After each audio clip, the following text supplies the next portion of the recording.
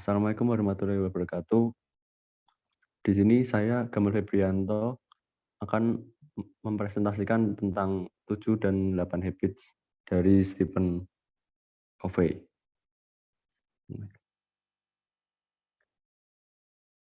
Yang pertama 7 habits dulu, ada be proaktif. Bersikap proaktif artinya bertanggung jawab atas perilaku kita sendiri, baik itu di masa lalu, sekarang, maupun di masa depan. Dan juga membuat pilihan berdasarkan prinsip serta nilai timbang pada suasana hati atau keadaan. Orang proaktif menggunakan waktu dan energinya untuk urus-urusan yang berada pada lingkungan pengaruh, yaitu segala hal yang dapat dikendalikannya. Cara yang mudah untuk menerapkan sikap proaktif ini dengan stop, think, choose. Saat kita menghadapi pada suatu kondisi, kita harus stop terlebih dahulu untuk memikirkan apa tindakan kita dan konsekuensi-konsekuensinya atas tindakan tersebut. Lalu ada begin with the end in mind. Dengan melakukan hal ini, maka seseorang dapat berkonsentrasi dan mempertimbangkan segala konsekuensinya sebelum bertindak, sehingga dapat produktif dan berhasil. Dengan berpikir tujuan akhir dalam pikiran adalah merancang tindakan dalam pemikirannya. Setelah itu melakukan apa yang dirancang secara fisik. Pertama adalah kepemimpinan, kedua adalah manajemen, ketiga adalah produktivitas mengerjakannya. Titik awal di sini adalah mengembangkannya. Pernyataan misi, filosofi, atau paham pribadi ini akan membantu fokus pada apa yang diinginkan, menjadi karakter, mengerjakan kontribusi dan pencapaian, dan pada nilai serta prinsip atas dasar keadaan apa yang dikerjakan. First thing first atau dahulukan yang utama. Selalu utamakan hal-hal yang paling penting untuk dilakukan. Stephen Covey menggambarkan bahwa kita harus mementingkan yang menjadi prioritas terlebih dahulu. Prioritas yang dimaksud dapat memiliki dampak besar terhadap tujuan kita, yang menjadi target terdekat dan bisa jadi berpengaruh bagi yang orang banyak, atau dapat dikatakan kebiasaan yang ketiga adalah bagian dari konsep manajemen waktu. Lakukan aktivitas yang mencerminkan prioritas, nilai utama, sasaran, dan misi terlebih dahulu. Kita dapat membuat catatan pendek hanya beberapa kata kunci dengan perencanaan yang efektif 10 hingga 15 menit setiap hari atau minggu untuk mengingatkan diri akan misi, atau aplikasikan bahwa waktu tersebut adalah aktivitas penting yang sudah ditetapkan sebagai big rock atau goals.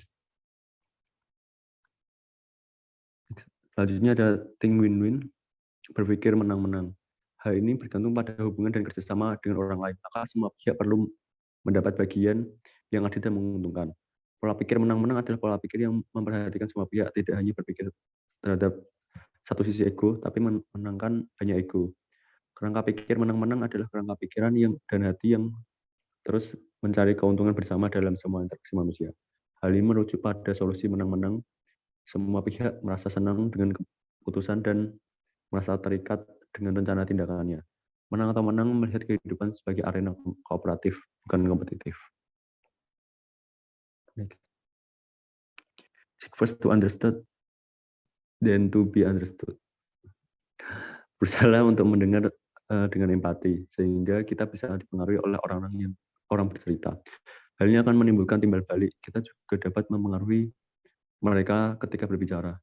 Hindari interupsi jika pihak lain sedang menyampaikan permasalahan atau pendapat.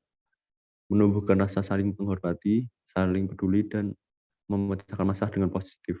Perlu dilakukan dengan dijadikan sebagai kebiasaan.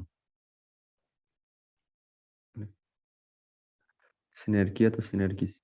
Mewujudkan sinergi atau kerjasama yang kreatif, intisari sinergi adalah menghargai perbedaan mental, emosional, dan psikologi satu sama lain.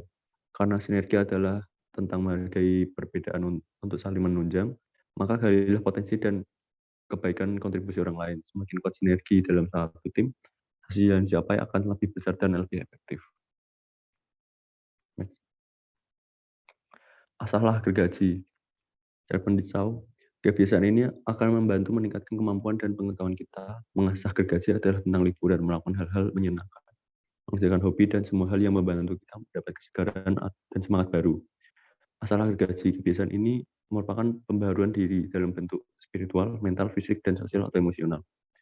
Dengan pembaruan ini, maka seseorang bisa lebih cepat dan tanpa kesulitan dalam bekerja. Seseorang yang efektif akan senang dalam upaya memperbaiki dan meningkatkan kualitas diri. Tujuannya adalah agar lebih produktif dalam bekerja. Next. Dari 7 7 di atas, kemudian dipengaruhi dengan 8 habits, yaitu menemukan panggilan jiwa dan mengilhami orang lain untuk menemukan panggilan jiwa mereka.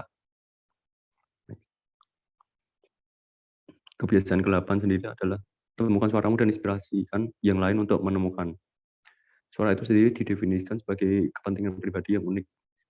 Suara itu merupakan talenta, bakat alamiah, dan kekuatan. Kecintaan sesuatu memberikan tenaga, menghibur, memberikan motivasi, dan menginspirasi kita secara alami. Secara kebutuhan dan kesadaran, suara kecil dalam diri yang memastikan apa yang benar dan mempercepat kita untuk melakukannya. Kita sebagai manusia mempunyai kebebasan memilih. Sejarah manusia yang bebas berkuatlah ditulis dengan kebetulan, tetapi dengan pilihan. Di sisi lain, kita memiliki 4 jenis kemampuan secara alami: mental, pikiran atau IQ, tubuh IQ, emosi IQ, dan spiritual IQ. Kita dapat menemukan manifest tertinggi 34 jenis inteligensi tersebut, yakni visi kemampuan mental, disiplin kemampuan emosional, kecintaan kemampuan spiritual, kesadaran kemampuan spiritual. Bila kita menghargai, mengembangkan, mengintegrasikan, dan menyeimbangkan kemampuan ini, dan meraih manifest tertinggi, sinergi di antaranya akan menyalakan api dalam diri kita, sehingga kita menemukan suara hati kita. Dalam hal mental harus dilakukan pencarian jalan. Dalam hal tubuh harus dilakukan penyesuaian. Dalam hal hati harus dilakukan pemberdayaan. Dalam hal spiritual harus dilakukan pemodelan. Proses inilah yang dimaksud dengan menginspirasi yang lain untuk menemukan suaranya. Kata kunci untuk meraih kesembuhan ini adalah fokus dan eksekusi.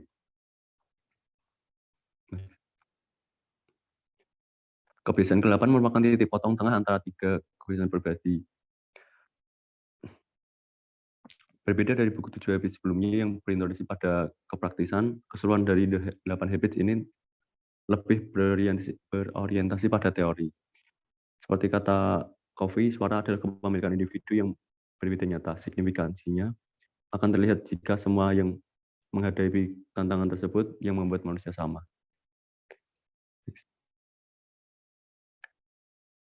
Next.